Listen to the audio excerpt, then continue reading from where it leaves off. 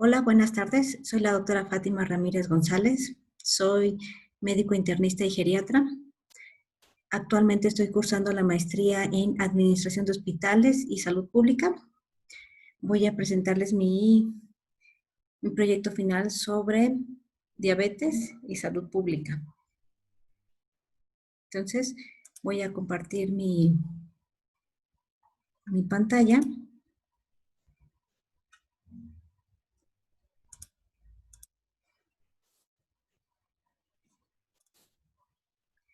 Y bueno, pues vamos a empezar con el aspecto epidemiológico que tiene esta enfermedad y sobre la relevancia que tiene en la salud pública en México.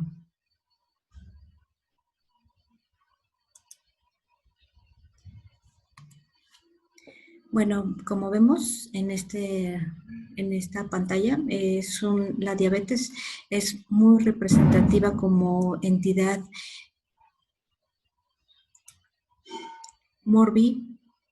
de mortalidad. ¿Por qué? La mortalidad en México ocupa el segundo lugar, representando el 15.4%. Esto es fuente del INEGI 2016. Y la diabetes en México, vemos cómo la prevalencia de diabetes pues va en aumento. Para el 2016 se estimó que fue del 10.3% en mujeres y del 8.4% en hombres. Aquí les pongo como en el 2012 era de 9.67 y de 8.6 en hombres. Y pues, ¿cuál es el problema de la diabetes en México? Bueno, esto viene a causa de una prevalencia tan alta de sobrepeso y obesidad en los adultos. Aquí vemos cómo la prevalencia en mujeres fue en el 2012 de 73% y en hombres pues prácticamente del 70%, prácticamente sin variación o mínima en cuanto al 2016. El 90% de casos de diabetes se relaciona con sobrepeso y obesidad. Entonces, ahí está el problema. Es claro que la diabetes está causada por el sobrepeso y la obesidad y es donde tenemos que hacer el hincapié y la prevención. Bueno, ¿cuál es la estadística mundial? Bueno, aquí les voy a hacer sobre lo mundial y aparte sobre en México. Entonces, en el mundo, pues hay más de 347,000 millones de personas con diabetes. Se calcula que en el 2012 fallecieron 1.5 millones de personas por este mal. El 80% de las muertes por diabetes se registran en países de bajos ingresos y medios. Entonces, como ven, nosotros somos un país de esos que habla la estadística mundial. Esta fuente es de la Organización Mundial de la Salud del 2012. Casi la mitad de estas muertes corresponden en personas menores de 70 años y un 55% a mujeres. Vemos que la prevalencia es más alta en mujeres. La OMS prevé que las muertes por diabetes se multipliquen por 2 entre el 2005 y el 2030 y es lo que estamos viendo. La diabetes tipo 2 representa el 90% de los casos mundiales y se debe en gran medida a un peso corporal excesivo y a la inactividad física. Hasta hace poco la diabetes tipo 2 se observaba en adultos, pero pues ahora vemos un cambio importante y ya se está manifestando en los niños. La dieta saludable, la activación física regular, el mantenimiento de un peso corporal normal y evitar el consumo del tabaco pues puede prevenir la diabetes o incluso retrasar su aparición. Y pues son los aspectos donde vamos a hacer el hincapié y donde realmente se puede llevar este cambio. La diabetes aumenta el riesgo de cardiopatía y accidente vascular cerebral y bueno, pues esa es la principal causa de mortalidad en México. Entonces, si disminuimos la diabetes, la incidencia, la prevalencia, pues muy seguramente podemos disminuir las muertes por enfermedades cardiovasculares. Un 50% de los pacientes con diabetes mueren por enfermedad cardiovascular. Esta es encuesta del INEGI 2016, entonces vemos que para el 2016 hubo un total de 105,574 personas que murieron a causa de la diabetes. Entonces realmente esto es una epidemia.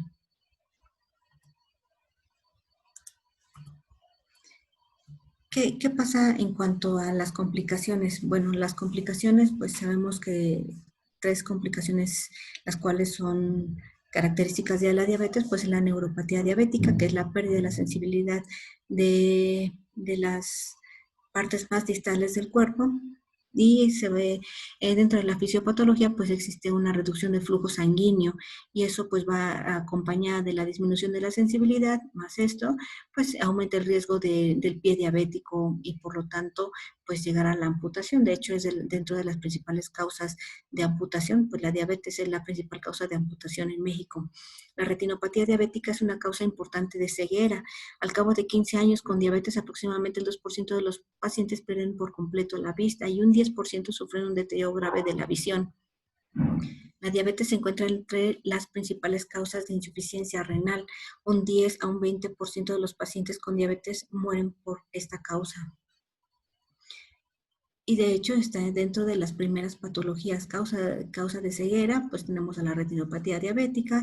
Dentro de las principales causas de insuficiencia renal, pues tenemos a la diabetes. Entonces, como ven, estas comorbilidades secundarias a la diabetes nos están provocando más enfermedades, lo cual nos está generando pues mayor discapacidad, mayores costos, mayor número de depresión y mayor número de problemas a nivel familiar. La neuropatía diabética se debe a la lesión nerviosa, puede afectar hasta el 50% de los pacientes, pues puede provocar desde síntomas pues como hormigueo, dolor, entumecimiento o debilidad de las manos y de los pies. O sea, puede ser, digamos, estos cambios mínimos, pero puede ser tan avanzado que pueden llegar a perder la extremidad. En los pacientes con diabetes, el riesgo de muerte es al menos 2 veces mayor que en las personas sin diabetes. ¿Qué dice la Federación Internacional de Diabetes? Pues dice que más de 415 millones de personas tienen diabetes. Para el 2040 esta cifra habrá aumentado a 642 millones. Uno de cada 11 adultos vive con diabetes. Entonces, aquí está el problema, ¿no? Uno de cada 11 adultos está viviendo con diabetes. El 5% no tiene diagnóstico de diabetes y el paciente ya tiene diabetes. Como vamos a ver más adelante, existe un retraso en el diagnóstico del padecimiento. México ocupa el 6º lugar a nivel mundial con este padecimiento. El número de personas con diabetes está aumentando en cada país. El 77% de personas con diabetes viven en países de ingresos bajos y medios. La mitad de las muertes atribuibles a la diabetes ocurre en personas menores de 60 años. La mitad, cada 6 segundos una persona muere a causa de la diabetes. Entonces, es realmente una epidemia que nos está atacando y tenemos que intervenir. La mayoría de las personas con diabetes tienen entre 40 y 59 años de edad, como lo vamos a ver en el siguiente esquema. La mitad de las personas con diabetes no son conscientes de su condición, entonces sabemos que los pacientes se niegan a decir que tienen diabetes, pero el problema no es nada más decir que no tienen la enfermedad, sino que aparte los pacientes no aceptan un tratamiento. Entonces son pacientes que, pues como se están empezando a acostumbrar a manejar estos niveles persistentemente altos, pues no dan tratamiento y por lo tanto se van a complicar. La diabetes causó en 4.9 millones de muertes en el 2014. La diabetes ha originado al menos 548 millones de dólares de gasto sanitario en el 2012. El 11% de los gastos totales en sanidad en adultos entre 20 y 79 años. 542,000 niños viven con diabetes tipo 1, 78,000 niños desarrollan diabetes tipo 1 cada año y se estima que del total de pacientes con diabetes, el 90% está asociado a sobrepeso y obesidad, como lo habíamos comentado. Entonces, es lamentable estas estadísticas. Vemos como la mortalidad en México va en incremento desde el 2011. Quiere decir que las estrategias, las intervenciones, los programas, pues no han modificado esta tendencia en aumento. Esto es del 2010 al 2017. Esto es fuente de la Secretaría de Salud. Y la proporción de egresos hospitalarios por diabetes por año y sexo en México del 2010 al 2018. Entonces aquí vemos los pacientes que se internan por diabetes, vemos prácticamente que hay un 50-50% que son hombres y mujeres, pero, pero vemos cómo es un porcentaje pues, pues igual entre hombres y mujeres no nos estamos cuidando. ¿Qué pasa con el SUAVE? Bueno, aquí el SUAVE pues es donde se registran estos casos de diabetes. La Estación Nacional registra la ocurrencia de enfermedades a partir de la consulta de primera vez en unidades básicamente de primer nivel con una cobertura nacional superior al 90%. Entonces aquí vemos cómo los casos incidentes de diabetes por grupo etario pues predomina más en la edad de los 50-59 años. Vemos cómo la incidencia en esta edad es muy, muy alta, pero vean cómo la incidencia, vean de 25 a 44 años, pues también está siendo muy alta, 25 años. ¿Qué está pasando con esta población que no estamos detectando? Generalmente lo esperamos más hasta estas edades, pero eso quiere decir que esto no quiere decir que en las personas jóvenes no lo van a presentar. Aquí vemos cómo las notificaciones en el SUAVE por sexo es más predominante en la mujer, un 58%, que en el hombre, un 41%. Aquí vemos como las detecciones en pacientes mayores de 20 años con diabetes por año, pues va en aumento, ¿no? Esta es una tendencia tiene una tendencia hacia arriba. Pues ojalá que realmente sea que se detecten estos pacientes. Y aquí les pongo este esquema de la enfermedad cardiovascular. Es una de las principales causas de muerte entre las personas con diabetes y pueden representar el 50% o más de muertes debidas a la diabetes, perdón, en algunas poblaciones. Aquí vemos cómo la mortalidad es más alta conforme más se aumenta los niveles de glucosa. Entre más altos los niveles de glucosa en ayunas, mayor probabilidad de mortalidad. ¿Qué tan frecuente es la hiperglucemia postprandial? Bueno, la hiperglucemia postprandial, la glucosa después de los alimentos, 2 horas posterior a los alimentos, pues vemos que el 74% de los pacientes con diagnóstico de diabetes tienen glucosa postprandial alterada. El 99% de los que tenían un control metabólico subóptimo, o sea, mayor de 7% de la hemoglobina glucosilada, tenían glucosa alterada. Entonces, fíjense, prácticamente todos los que están descontrolados tienen su glucosa alterada después de alimentos. Y el 39% de los que se decían que tenían un buen control con hemoglobina glucosilada menor de 7, tenían glucosa postprandial también alterada o alta. Bueno, aquí esta es una tabla en la que les mencionaba cuál es el porcentaje de adultos que reportan haber recibido el diagnóstico previo de diabetes. Este es del ENSANUD, este es del ENSANUD de Camino Medio Camino 2016, en el cual aquí vemos que predomina la edad de 60 a 79 años, donde mayor número de hombres y mujeres tenemos el mayor porcentaje. Entonces es un ojo a esta población. En esta encuesta la mayoría de los diabéticos con diagnóstico médico previo tienen entre 60 y 79 años. Entonces aquí yo les muestro qué es lo que dicen las encuestas. Entonces lo que dicen las encuestas es que el daño en retina es muy alto, es de las principales lesiones que se identifican en los pacientes que viven con diabetes, las úlceras en un 9%, amputaciones 5%, diálisis y coma diabético. Entonces, eso es una complicación aguda, todas estas son complicaciones crónicas de la diabetes. Y vemos cómo la frecuencia de estas complicaciones cada vez se van a ir acentuando conforme va aumentando conforme va envejeciendo nuestra población y conforme conforme van aumentando el número de casos no controlados. Entonces, esta es la historia natural de la diabetes tipo 2. Entonces, ya se sabe que existe un retraso en el diagnóstico de diabetes. Este es el diagnóstico de diabetes. Y existe un retraso en el diagnóstico de diabetes de 5 a 10 años. Aquí podemos empezar a ver cambios a nivel de la célula beta pancreática y de los niveles de glucosa en ayunas. en estos pacientes. Por eso es importante que todo paciente que llega a la consulta se le tome sus niveles de glucosa y hacer una identificación de estos pacientes, en qué pacientes ya empiezan a tener riesgo de diabetes.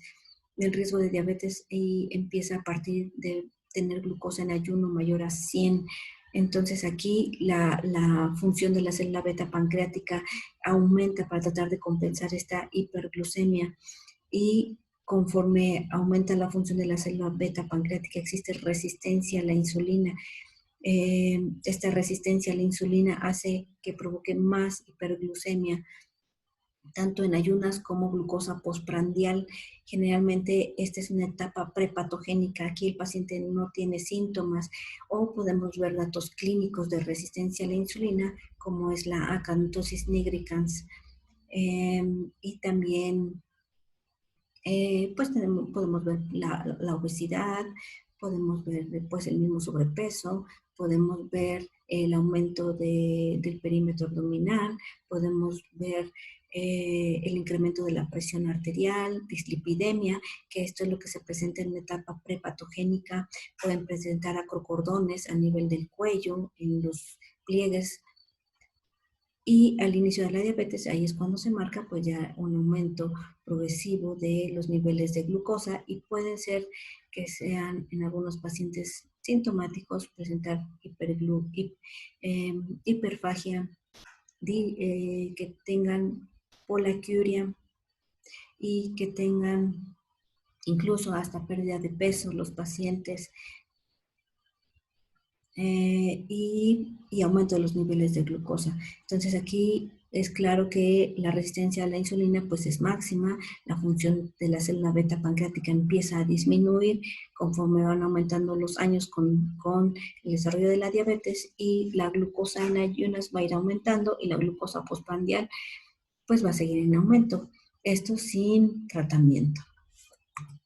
Entonces, ¿qué pasa en la célula beta pancreática conforme van pasando los años? Entonces aquí quedamos que este es el tiempo del diagnóstico de la diabetes, el tiempo cero, digamos, el diagnóstico, y aquí en este momento pues ya tenemos una pérdida del 50% de las células beta pancreáticas. Ya conforme van pasando los años, pues ya vemos como la función de la célula beta pancreática y la producción de la insulina va disminuyendo, lo cual va a ser necesario el uso de insulina para mantener los niveles normales de glucosa. Esta es la historia natural de la diabetes, donde existe un periodo prepatogénico asintomático, un periodo patogénico, una etapa subclínica y una etapa pues ya una etapa clínica y su cronicidad. Entonces, el periodo prepatogénico, pues identificamos los tres, que son el huésped, el ambiente y el agente. Aquí en el huésped tenemos los agentes intrínsecos, pues los factores genéticos. No podemos cambiar que nuestros padres vivan con esta enfermedad, ni la herencia, la edad pues tampoco, el sexo pues tampoco, la diabetes gestacional, el desarrollo de diabetes gestacional, pues eso nos predispone mucho a tener diabetes, hasta un 50%, hablan de la personalidad, personas muy ansiosas, de cambios hormonales. La menopausia aumenta mucho más el riesgo de diabetes, la patología pancreática, por ejemplo, si tuvimos pancreatitis, pues nos aumenta también el riesgo de tener diabetes.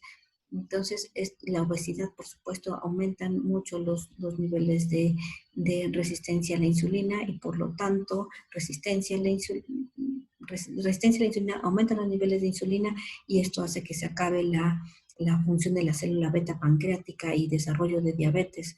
Dentro de los ambientes extrínsecos, que esto es lo que, pues podemos intervenir en la obesidad, por supuesto que sí, podemos evitar que nos dé diabetes gestacional si tenemos un control prenatal y tenemos, antes de decidir un embarazo, un asesoramiento de la mejor manera de evitar esta enfermedad. Se puede detectar esta intolerancia a la glucosa.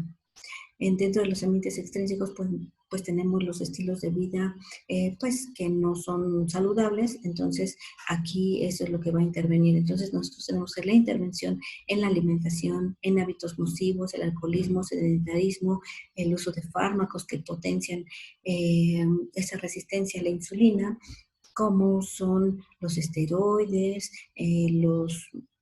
también fármacos como las tiazidas.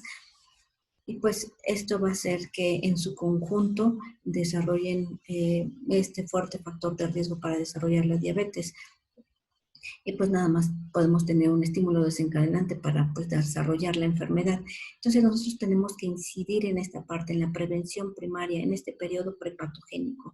Podemos incluso hacer todo esto, promoción de la salud, la alimentación saludable, actividad física, buenos hábitos, instituciones de salud que hagan detecciones, que midan riesgos, campañas de salud, control de peso, enseñanza, o sea, lo que se necesita es enseñanza, educación, ejercicio, niveles controlados de glucosa. Eso es lo que se debe de fomentar y educar a la gente, que es lo normal. Tenemos una etapa subclínica en la cual pues, lo que les había comentado, que podemos tener datos de resistencia a la insulina, como la hiperpigmentación del cuello y en pliegues, o podemos tener acrocordones en cuello. Eso aquí se va a seguir retirando la célula beta pancreática. Podemos tener una curva de tolerancia a la glucosa alterada, resistencia a la insulina y hasta lipodistrofias. Entonces ya en la etapa clínica, que no todos los pacientes lo presentan, pues la hiperglucemia, poliuria, polidipsia y polifagia. Entonces pueden presentar otros síntomas, pero realmente pues pueden ser mínimos, incluso imperceptibles, o incluso los pacientes se acostumbran o piensan que estos síntomas son normales: el prurito, la piel seca, el cansancio, la pérdida de peso, la visión borrosa, los calambres. Entonces, esta es una etapa clínica que el paciente puede ser que se empiece a acostumbrar a estos niveles de glucosa y ni siquiera se dé cuenta que el paciente ya está enfermo. Dentro de las complicaciones agudas tenemos al estado hiperosmolar, la cetoacidosis y la hipoglucemia. Dentro de las crónicas tenemos a las complicaciones que había comentado, a la nefropatía diabética, a la retinopatía diabética y a la neuropatía diabética, siendo la más frecuente pues la retinopatía diabética. Y otras infecciosas. Los pacientes son más susceptibles a infecciones y pues a invalidez por sus insuficiencias, pues pueden terminar en ceguera, en amputaciones, en gastroparesia, en vejiga neurogénica, en enfermedad cardíaca, en otras como depresión. Entonces, si el paciente no se controla, pues se va a complicar y pues nos va a llevar a la muerte. O tenemos la opción de que en alguno de estos momentos se identifique en una etapa subclínica y se trate, en una etapa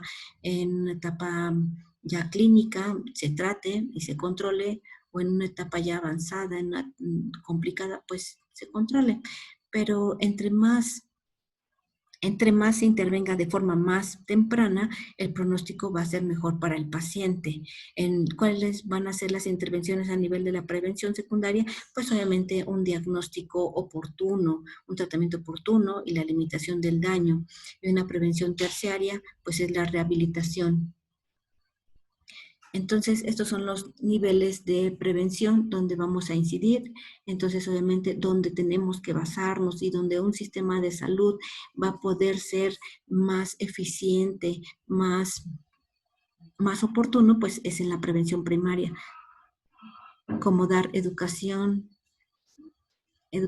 para la salud, intervenir en los hábitos dietéticos, en fomentar la actividad física, en control de peso, una revisión periódica, en la identificación de factores de riesgo, en prevenir la obesidad, el tabaquismo, el sedentarismo, el alcoholismo, el uso de fármacos y uso de hormonales. Se puede hacer mediante grupos de ayuda mutua. En la prevención secundaria, en el momento que ya se desarrolló la enfermedad, pues aquí lo que nosotros tenemos que hacer es incidir en el control de peso, dieta, ejercicio, tratamiento, hipoglucemiantes, vigilancia de los niveles metabólicos y clínicos, como son la glucosa, la hemoglobina glucosilada, la glucosuria, el colesterol, los diferentes tipos de colesteroles que existen, los triglicéridos, el índice de masa corporal, el examen general de orina, la presión arterial, revisar los ojos, el fondo de ojo, pues en general toda la exploración de arriba hasta abajo. La limitación de la incapacidad, pues debemos de tratar a esos pacientes que ya tienen retinopatía proliferativa, y si no se trata, pues en los pacientes irremediablemente van a perder la vista. El control, pues los pacientes que tienen ya su enfermedad renal avanzada, pues se debe dar un tratamiento que sustituya la función renal. Pacientes que ya tienen insuficiencia arterial de miembros pélvicos, que ya incluso ya tienen la piel pálida, incluso ya negra, pues ya ni modo, pues se tiene que irremediablemente hacer la amputación, o incluso si todavía no está en esta etapa, pues se puede dar una intervención quirúrgica para mejorar la circulación, destapar el bloqueo a la circulación y pues obviamente incidir en todo el control de peso, glucosa, ejercicio, tabaquismo, que es lo que empeora la patología. Y obviamente la prevención terciaria, pues ahí es donde se hace la rehabilitación del paciente y de la familia. Obviamente, conforme va aumentando este tipo de prevenciones, pues va a ser más cara y más incosteable para la sociedad y para la misma familia. ¿Cuál es el problema de todo esto? Pues el sobrepeso y la obesidad. Entonces, como vimos, el 90% de los pacientes que viven con diabetes tienen obesidad. Entonces, vean cómo los porcentajes son tan altos en mujeres y en hombres. 73% en mujeres, 76% en mujeres en el 2018 y 73% en hombres. Es muy, muy alto. ¿Cuáles son los criterios de prediabetes? Que tenga una glucosa de ayuno entre 100 y 125, que tengan una glucosa 2 horas después de una carga de glucosa de 75 gramos entre 140 y 199, y una hemoglobina glucosilada entre 5.7 y 6.4%. Los criterios diagnósticos es que tengan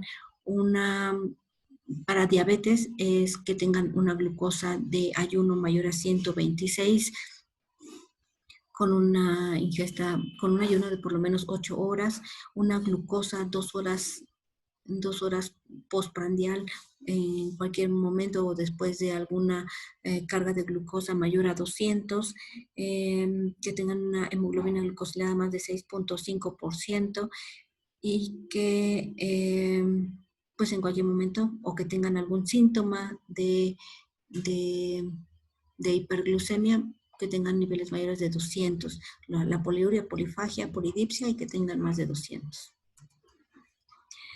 Entonces, ¿qué es lo que está pasando? Entonces, aquí vemos cómo los niveles de glucosa influyen definitivamente en la velocidad de progresión de la nefropatía diabética y de la retinopatía diabética. Vean cómo la glucosa 2 horas después, 2 horas postprandial, 2 horas después de alimentos, a partir de 140, los pacientes se van a ir complicando. Obviamente, entre más altos, la velocidad de progresión es muchísimo más alta. Esto aumenta en forma exponencial tanto para nefropatía diabética como para retinopatía diabética.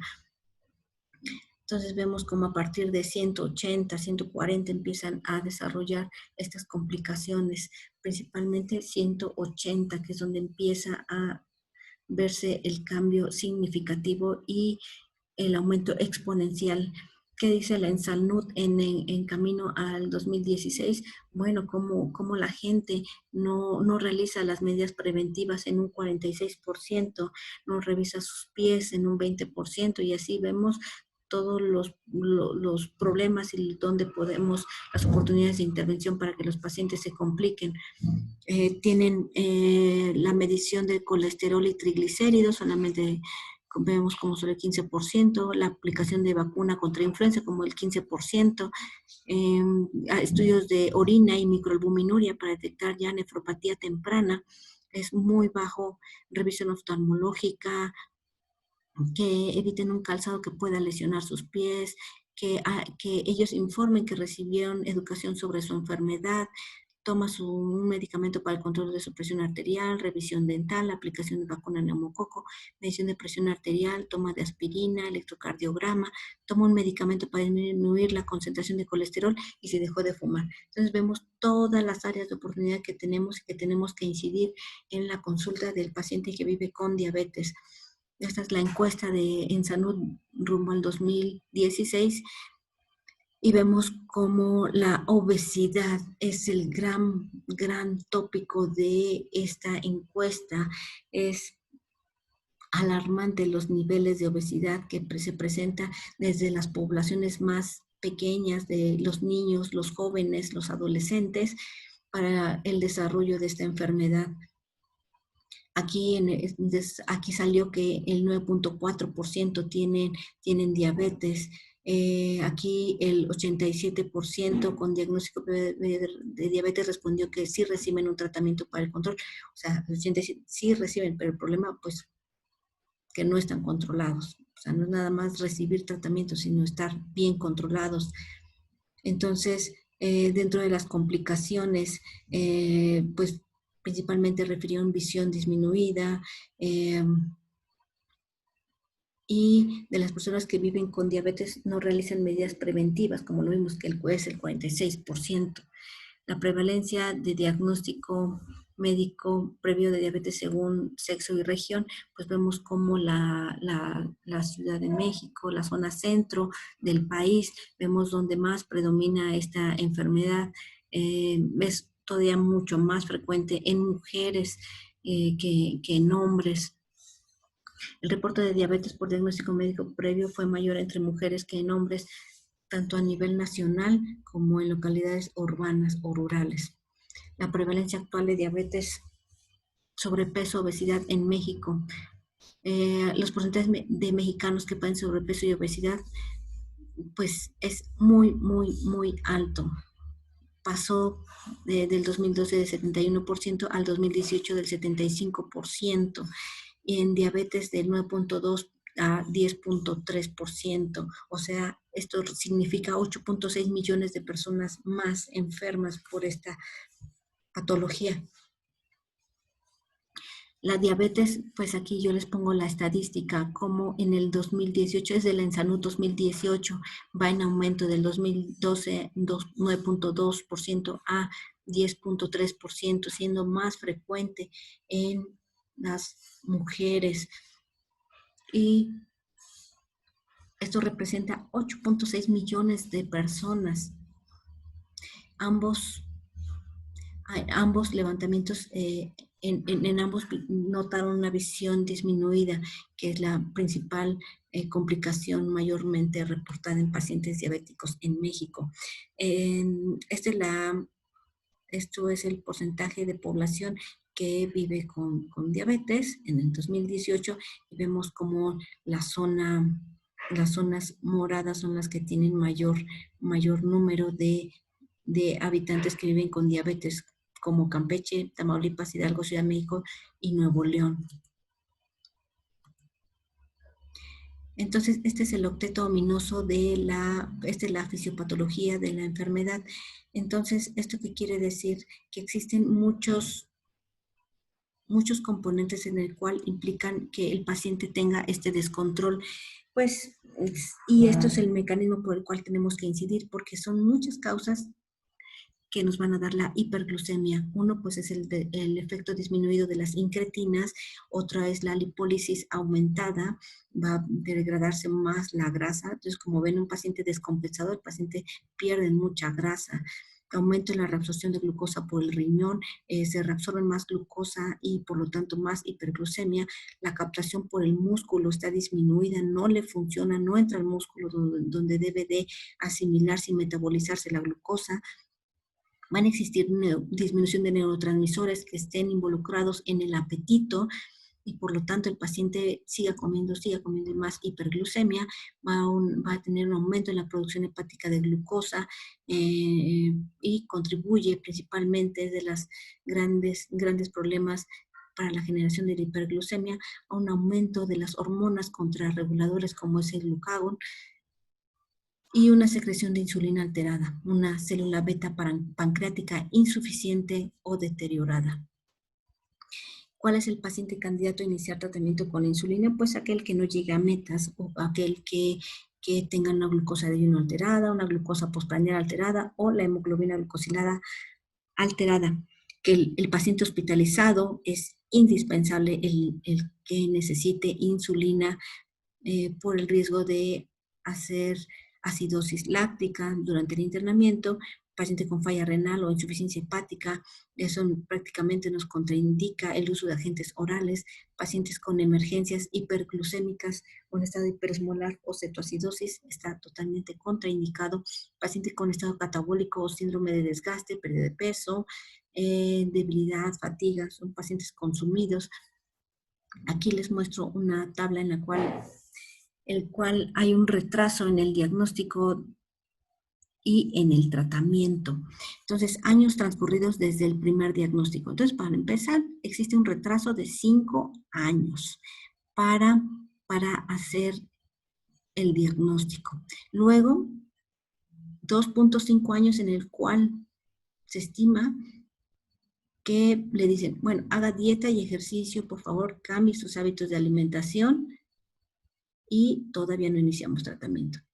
No, pues que no mejoró. Bueno, 3 años con metformina y sulfonilurea. No mejoró, ese en el mejor de los casos, ¿eh? Y empezamos a combinar. Combinamos metformina y una sulfonilurea, generalmente glibenclamida, y existe otros 3 años de retraso en iniciar la insulina. Entonces, por lo menos existe un retraso de aproximadamente 8 años para iniciar el tratamiento con insulina, siendo que los pacientes no respondieron. Y también existe, esto se le llama una inercia terapéutica. Tanto el médico como el paciente están acostumbrados, bueno, ya la siguiente, no, ya la siguiente, ahora sí me voy a controlar. La siguiente, ahora sí, y la siguiente, ahora sí. Y esto puede ser un retraso de 8.2 años, pero esto puede ser muchísimo más, ¿eh? Esta es una investigación en Estados Unidos, pero realmente aquí no se conoce cuánto hay de retraso. Tal vez pueda ser un retraso de aproximadamente, yo le calculo de unos 10 años, 15 años, en base a la evidencia, poca evidencia a nivel nacional. Estos son los tratamientos que nosotros, estas son las nuevas guías de tratamiento, como aquí lo más importante es la alimentación saludable, control de peso, mayor actividad física y educación en diabetes.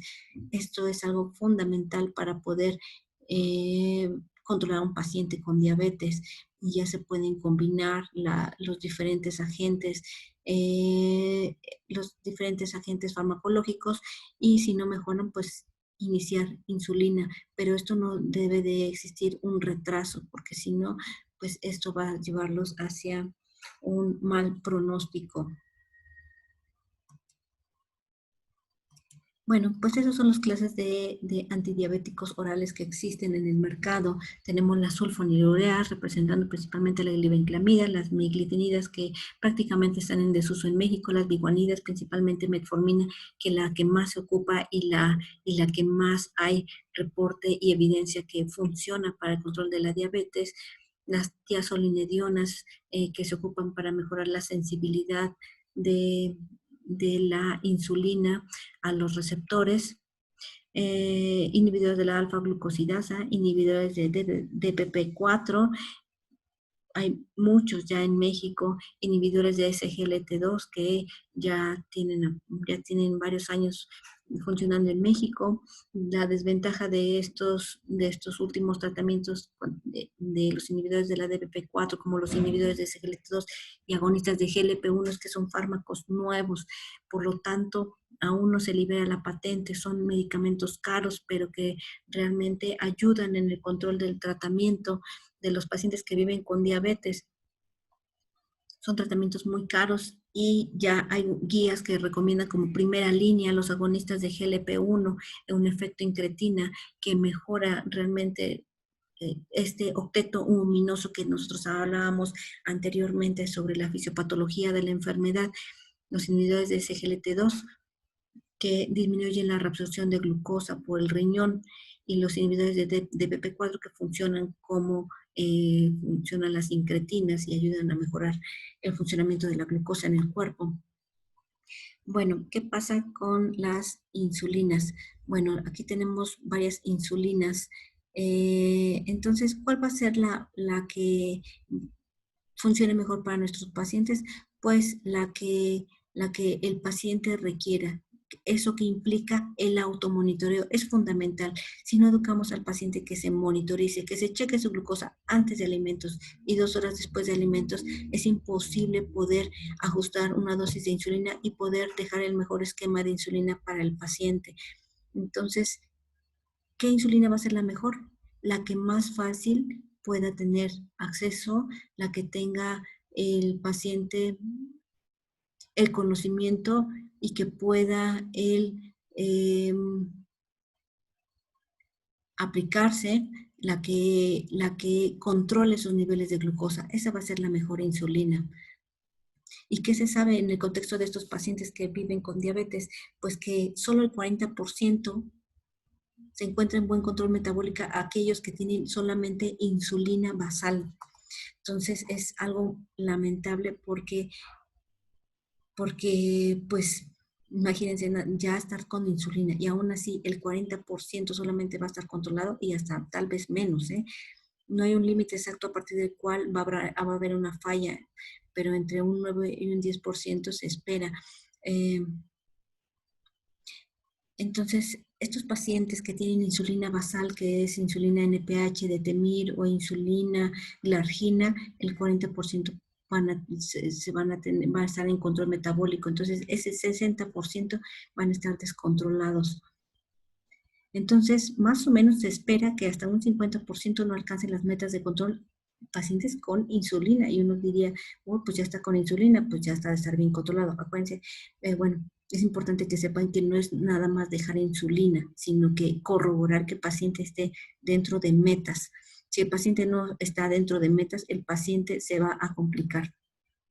Entonces aquí yo les pongo una gráfica muy interesante sobre el porcentaje de casos con diabetes controlados por grupo de edad y sexo. Entonces aquí vemos cómo la mujer es la que pues tiene mayor tendencia a controlarse, pero pues vemos cómo esto va como que en disminución, ¿no? Tiene una tendencia a disminuir.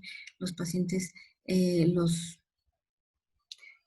hombres se controlan mucho menos que las mujeres. Las mujeres entre 20 y 59 años son las que se controlan un poquito más, y las mayores de 60 años se controlan todavía un poquito menos, y los hombres mucho menos. Este es el marco regulatorio, que estaría bien que lo revisáramos, que es obviamente el número 1 es la Constitución Política de los Estados Unidos Mexicanos, el artículo 4 constitucional, que es un derecho a la salud. La Ley General de Salud lo respalda, el Reglamento Interior de la Secretaría de Salud, por medio de la norma oficial, que hay varias que regulan tanto la vigilancia epidemiológica como para la prevención, tratamiento y control de la diabetes, que es lo que les he venido explicando. Todo está basado en la norma oficial mexicana, el Plan Nacional de Desarrollo, el Programa Sectorial de Desarrollo, Sectorial de Salud, Estrategia Nacional para la Prevención y Control de Sobrepeso, Obesidad y Diabetes. La vigilancia epidemiológica de la diabetes tipo 2 se realiza de acuerdo a la norma oficial mexicana para la vigilancia epidemiológica.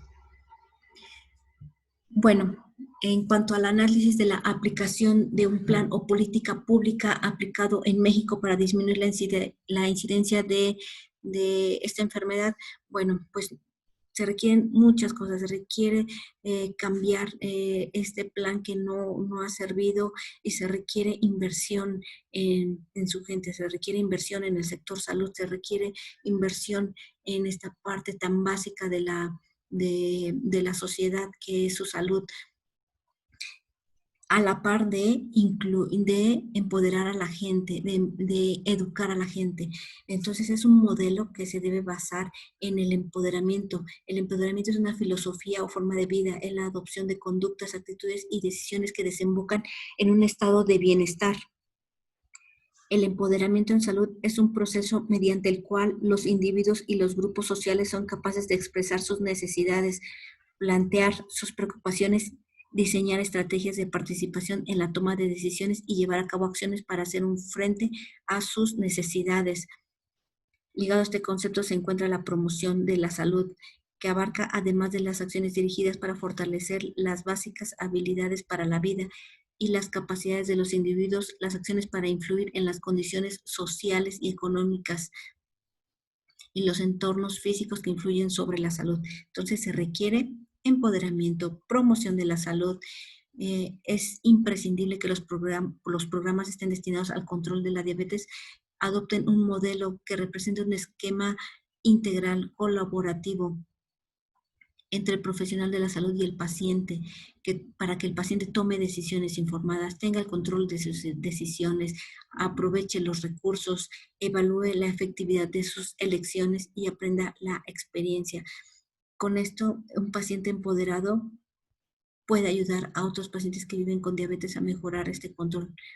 En este modelo de educación, atención en salud, el personal de salud deberá fungir como un facilitador de conductas saludables, un guía en el proceso del autocuidado. Obviamente el personal de salud debe de ser un ejemplo para la población. Es difícil ver esta triste realidad, pero muchas veces el médico no es un buen ejemplo. Pero bueno, ese es otro tema. Organizaciones, tratados y declaraciones internacionales reconocen que estos modelos basados en que el paciente debe ser el eje y el fundamento de la atención y que debe de participar activamente, pues son los que más resultados han sido más satisfactorios. Si el paciente tiene una actitud pasiva, no va a funcionar. Esto debe ser interactivo. El paciente tiene que saber que es fundamental el apoyo, su decisión de mejorar su salud. En salud pública se han identificado 3 estrategias básicas para lograr hacer efectiva la promoción de la salud y el empoderamiento. Número 1, abogar por la salud, es decir, crear las condiciones sanitarias esenciales, facilitar que todas las personas puedan desarrollar su completo potencial de salud, mediar a favor de la salud entre los distintos intereses encontrados en la sociedad. Estas estrategias están sustentadas en la Carta de Ottawa. Entonces, establecer políticas saludables, crear entornos que apoyen la salud, fortalecer la acción comunitaria para la salud y desarrollar habilidades personales, reorientar los servicios sanitarios hacia la prevención. ¿Cuál debe ser la misión del médico? Pues contribuir a mejorar la calidad de vida de los pacientes que viven con diabetes, proporcionándole pues las herramientas necesarias para que ellos se hagan responsables de su salud y de incorporar a su vida comportamientos saludables. La visión es lograr el empoderamiento del paciente, lograr la educación en diabetes para la toma de decisiones, el control óptimo integral de los pacientes, mejorarle su calidad de vida y evitar las complicaciones. Las líneas de acción están encaminadas a 4 áreas básicas: promoción de la salud y empoderamiento, capacitación continua del equipo multidisciplinario. Se necesita un equipo multidisciplinario para el control de la diabetes, ya que hay que dar lo mejor de cada área. Dentro del área de nutriología tiene que ayudarle a mejorar su alimentación. Dentro del área de los activadores físicos tienen que ayudarle a hacer y a desarrollar un programa de ejercicio saludable para él, que sea específico para él en base a sus capacidades, en base a sus posibilidades. El odontólogo debe corregir la patología dental, la trabajadora social debe de ayudar en la patología familiar, muy frecuentemente asociado en el paciente que vive con diabetes. El psicólogo o psicóloga debe ayudar en el manejo de emociones, en el control de impulsos, en la identificación de diabetes, ansiedad, en estas patologías de la conducta alimentaria. Entonces, es un equipo multidisciplinario, la enfermera en enseñar la técnica de la insulina, en mejorar el apego al tratamiento, en escuchar al paciente en cuanto a sus dudas. Es parte de un equipo multidisciplinario que debe de ayudar en el mejoramiento del control del paciente con diabetes. El control de metabólico es fundamental no solamente glucosa, sino también colesterol, triglicéridos, ácido úrico, eh, buscar otras enfermedades asociadas a la diabetes, como enfermedad del sueño, enfermedades cardiovasculares, hígado graso. Entonces hay hipotiroidismo. Entonces es algo que hay que desarrollar de forma integral. Nefropatía diabética temprana, microalbuminuria. Entonces son factores que hay que estarles dando seguimiento y control. Esto tiene que tener un registro. Y hay indicadores de que este programa que estamos llevando a cabo está funcionando. La relación pacientes con hemoglobina glicosilada menos de 7, pacientes que bajaron el porcentaje de colesterol, de triglicéridos, de glucosa. Entonces, esto se tiene que llevar a un registro de esta información para poder documentarlo y poderlo evaluar. Algo que no se evalúa no se puede controlar y no se puede mejorar. En cuanto a la crítica sobre la política pública de la diabetes, es que pues la crítica es que no existen estrategias eficientes para evitar esta enfermedad. Vemos cómo la diabetes va en aumento. La mayor parte de los recursos que se destinan son hacia la prevención secundaria y terciaria. Entonces, si no se previene, pues obviamente vamos a tener grandes costos y grandes consecuencias en cuanto a esta enfermedad. Y si no se interviene, va a ser esto cada vez más catastrófico.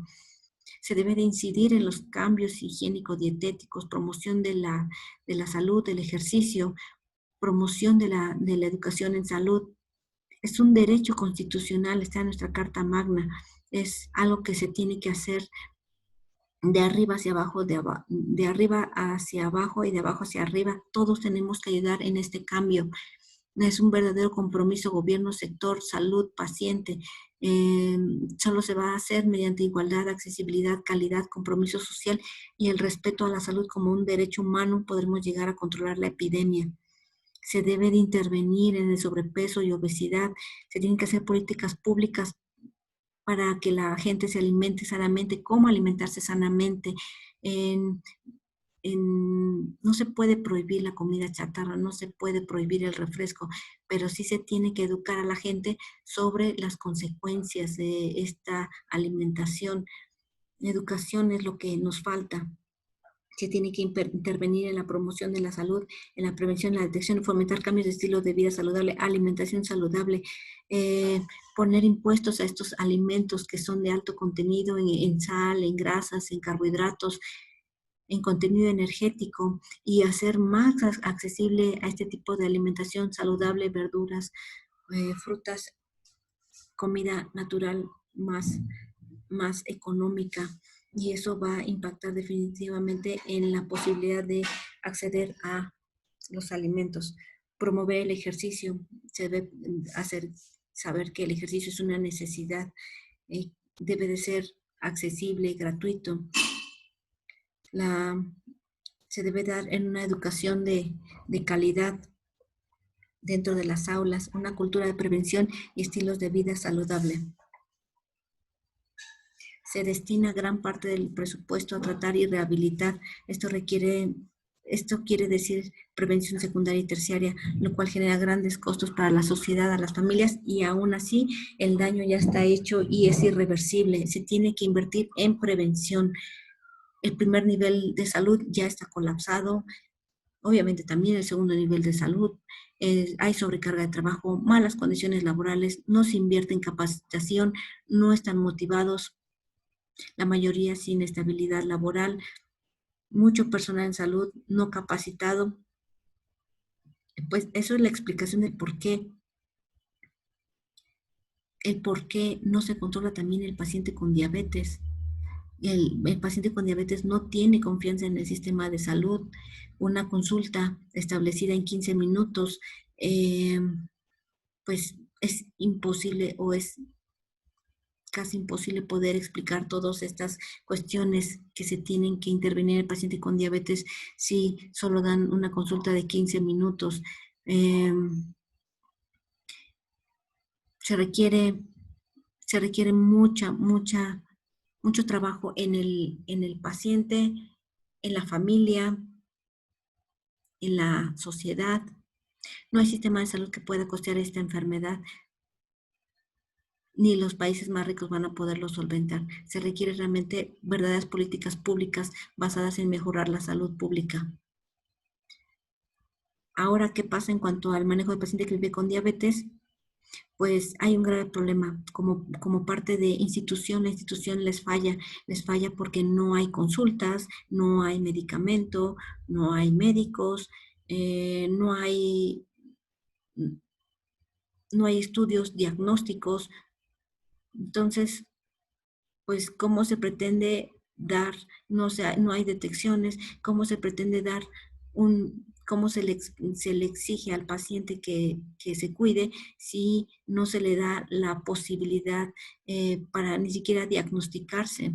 El paciente con insuficiencia renal se diagnostica paciente con diabetes ya cuando ya tiene insuficiencia renal, ya en etapa avanzada. Entonces, no nada más hablamos de 5 años de retraso, hablamos de muchos más años de retraso. Se requiere un equipo multidisciplinario para mejorar esto. Entonces es un ciclo vicioso. El paciente pues no tiene limitación financiera, no tiene acceso al sistema de salud, no tiene acceso a un tratamiento, o es muy caro, no lo puede costear, no lo tiene la institución, no tiene dinero para ir a un privado, y estos pacientes a la vez no saben toda esta información que requieren para evitar esta complicación.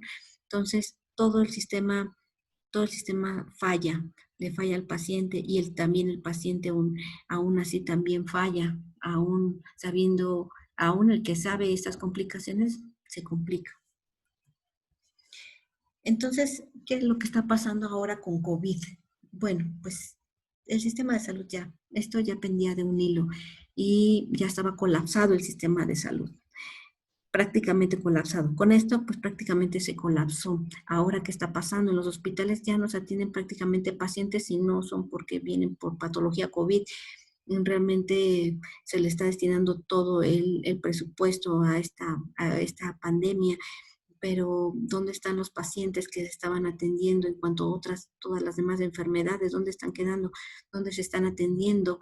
¿Dónde le están dando el tratamiento? ¿Dónde le están dando el seguimiento? Es por eso que hablo de un sistema de salud ya colapsado. Y no solamente nos enfrentamos a este problema, tenemos otros problemas aparte de la diabetes. Tenemos el sobrepeso, la obesidad, la hipertensión, el tabaquismo, el alcoholismo, otros problemas como la violencia. Entonces, la pandemia nos ha hecho cambiar nuestra vida y ver que somos tan vulnerables, pero podemos ser tan fuertes si podemos tener salud. Y ese es el reto de la salud pública y de todos. Necesitamos hacer una cultura de la prevención y promoción de la salud, ya que es lo único que nos va a salvar de esta pandemia. Tenemos que mejorar nuestra salud, tenemos que cuidarnos. Entonces, esto es lo que nos deja la epidemia por COVID-19, que no hay otra opción. Tenemos que cuidarnos, tenemos que tener salud. No hay sistema de salud que pueda solventar esta pandemia, ni los países de primer mundo pudieron evitar tantas muertes en estos países. Ahora, pues realmente tenemos un pronóstico bastante, un horizonte bastante malo porque nuestro sistema de salud está colapsado. Somos un país de nivel socioeconómico bajo, entonces eso nos va a acarrear mayor mortalidad. Lo único que va a evitar esto es tener buena salud. Esa es la necesidad por el cual tenemos que cambiar las estrategias en salud. Gracias. Bueno, entonces aquí con esto damos por terminada la sesión. Espero sus comentarios y gracias.